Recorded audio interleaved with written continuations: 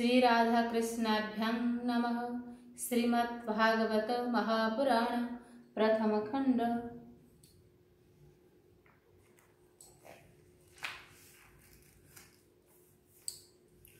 ओम नारायणं नमस्कृत्यं नरं चैव नरोत्तमं देवी सरस्वती व्यासं ततो जयो मुदीरयेत्। मूकं करोति वाचालं पङ्गुलङ्घयते गिरिं यत्कृपातमहं वन्दे परमानन्दमाधवं। सच्चिदानन्दरूपाय विसत्पत्यादिहेतवे तापत्रय विनाशाय श्रीकृष्णाय वयं नमः। कृष्णं नारायणं वन्दे व्रजप्रियं कृष्णं द्वैपायनं वन्दे पृथाश्रितम्।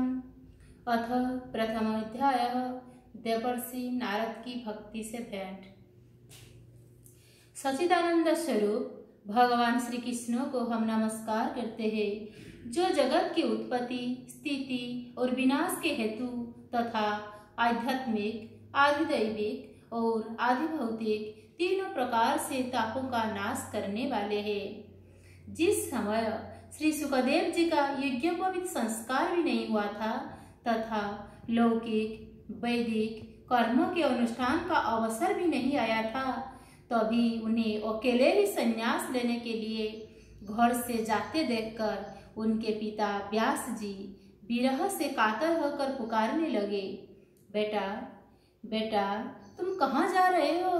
उस समय वृक्षों ने तन्मय होने के कारण श्री सुखदेव जी की ओर से उत्तर दिया था, ऐसे सर्वभूत हृदय स्वरूप श्री सुखदेव मुनि को मैं नमस्कार करता हूँ।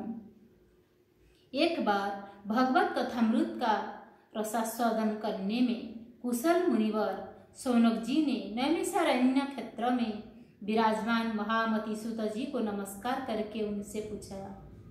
सौनक जी बोले, सूत जी, आपका ज्ञान अज्ञान अंधकार को नष्ट करने के लिए करोड़ों सूर्यों के समान है।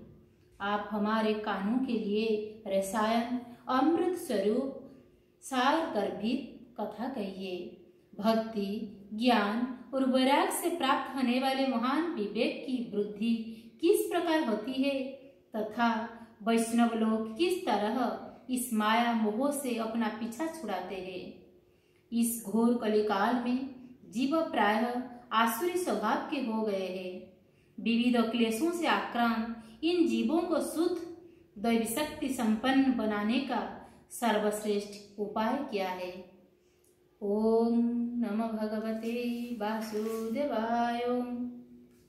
सूत जी, आप हमें कोई ऐसा शाश्वत साधन बताइए जो सबसे अधिक कल्याणकारी तथा पवित्र करने वालों में भी पवित्र हो तथा जो भगवान श्री कृष्ण की प्राप्ति करा दे। चिंतामणि केवल लौकिक सुख दे सकती है और कल्पवृक्ष अधिक से अधिक स्वर्गीय संपत्ति दे सकता है, परंतु गुरुदेव प्रसन्न होकर भगवान का जोगी दुर्लभ नित्य वैकुंठ धाम दे देते हैं।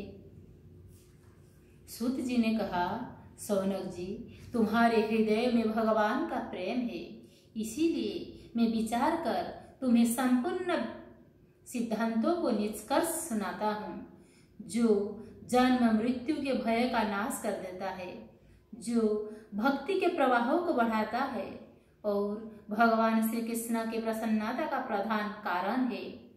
मैं तुम्हें वह साधन बतलाता हूँ, उसे सावधान होकर सुनो। श्री सुखदेव जी ने कलियुग में जीवों के काल रूपी सर्प के मुख का ग्रास होने के त्रास का ऐत्यंतिक नाश करने के लिए श्रीमद् भागवत शास्त्र का प्रवचन किया है। मन की शुद्धि के लिए इससे बढ़कर कोई साधन नहीं है। जब मनुष्य के जन्म जन्मांतर का पुण्य उदय होता है, तभी उसे इस भागवत शास्त्र की प्राप्ति होती है। जब सुखदेव जी राजा परीक्षित को यह कथा सुनाने के लिए सभा में विराजमान हुए, तब देवता लोग उनके पास अमृत का कलश लेकर आए। देवता अपना काम बनाने में बड़े कुशल होते हैं, अतः यहाँ भी सबने श्री सुखदेव मुनि को नमस्कार करके कहा, आप यह अमृत लेकर बदले में हमें कथामृत का दान दीजिए। इस प्रकार परस्पर विनिमय अदला बदली हो जाने पर राजा परीक्षित अमृत का पान करें और हम सब श्रीमद् भागवत रूप अमृत का पान करेंगे। इस संसार में कहाँ कांच और कहाँ महामूल्य मणि तथा कहाँ सुधा और कहाँ कथा। श्री सुखदेव जी ने यह सोचकर उस समय देवताओं की हंसी उड़ा दी। उन्हें भक्ति शून्य कथा का अनधिकारी जानकर कथामृत का दान नहीं किया। इस प्रकार यह श्रीमद् भागवत की कथा देवताओं के भी दुर्लभ है। पूर्व काल में श्रीमद् भागवत के श्रवण से ही राजा परीक्षित की मुक्ति देखकर ब्रह्मा जी को भी बड़ा आश्चर्य हुआ था। उन्होंने सत्यकाल में तराजू बांधकर सब साधनों को तोला। अन्य सभी साधन तौल में हल्के पड़ गए। अपने महत्व के कारण भागवत ही सबसे भारी रहा। यह देखकर सभी ऋषियों को बड़ा विस्मय हुआ। उन्होंने कलियुग में इस भगवत रूप भागवत शास्त्र को ही पढ़ने सुनने से तत्काल मोक्ष देने वाला निश्चय किया। सप्ताह विधि से श्रवण करने पर यह निश्चय भक्ति प्रदान करता है। पूर्व काल में इस दयापरायण सनकादि ने देवर्षि नारद को सुनाया था। यद्यपि देवर्षि ने पहले ब्रह्मा जी के मुख से इसे श्रवण कर लिया था, तथापि सप्ताह श्रवण की विधि तो उन्हें सनकादि ने ही बताई थी। ओम नमो भगवते वासुदेवाय। भीमस्यापि रणे भंगो मुनिरपि मतिभ्रम यदि सोधंग सुधंग वा मम दोष न विद्यते। कायेन वाचा मनसिन्द्रियर्वा बुद्ध्यात्मना वा निःसृत स्वभावात् करोति यज्जत् सकलं करिष्यामि नारायणेति समर्पयेत्।